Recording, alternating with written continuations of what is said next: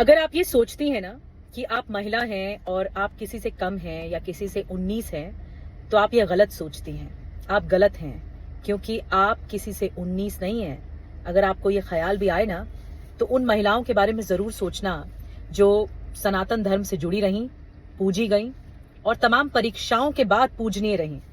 तो पहली है वो महिला जो सनातन धर्म से जुड़ी रहीं, जिन्हें पूजा जाता है पार्वती माँ, पेशेंस, पावर और पर्पस की देवी हैं। पूरी जिंदगी उन्होंने लॉर्ड शिवा की आराधना की, इंतजार किया और अग्नि की तरह, आग की तरह मेडिटेट किया।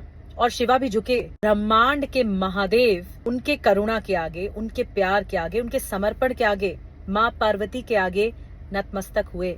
दूसरी दुर्गा माँ, जब समस्त देवतागण हार गए राक्षसों के आगे कि अब कुछ नहीं हो पाएगा, अब धरती समाप्त हो जाएगी, तब उन्होंने देवी माँ को, दुर्गा माँ को पुकारा।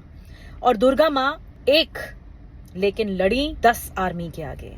एक वो थी और 10 आर्मी के आगे लड़ी। तो आप समझिए कितनी शक्ति और ताकत से लड़ी होंगी। वो सिर्फ लड़ी नहीं, उन्होंने सिर्फ फाइट नहीं की, बल्कि उन्होंने राक्षसों का सर्वनाश कर दिया और खत्म कर दिया, बीज से, पूरी जड़ से ही खत्म कर दिया। इसे कहते हैं नेगेटिविटी खत्म करना। तीसरी, जब अंधेरे ने ही सीमा क्रॉस की तो माँ बनी काली माँ।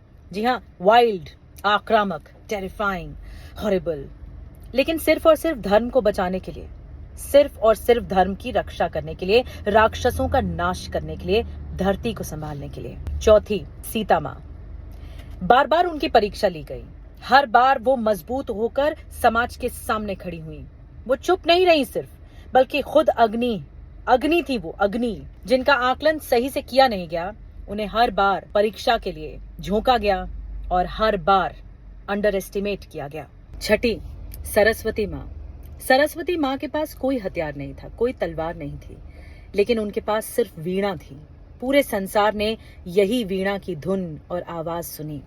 सरस्वती माँ की वजह से ही ज्ञान आज अमूल्य है और जिंदा है।